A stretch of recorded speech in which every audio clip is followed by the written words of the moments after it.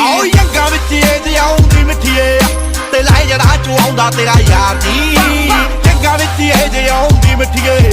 ਤੇ ਲੈ ਜੜਾ ਚੋਂ ਆਉਂਦਾ ਤੇਰਾ ਯਾਰ ਨੀ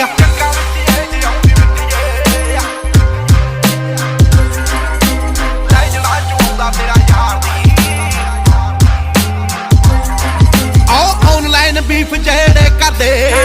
ਉਂਝ ਮੇਰਾ ਬਾਲ ਵੀ ਨਹੀਂ ਪੱਟਦੇ ਇੰਟਰਵਿਊਆਂ ਚੈੱਕ ਕਰ ਲਈ ਆਓ ਵਿੱਚੋਂ ਵਿੱਚ ਹੀ ਫੈਨ ਸਾਰੇ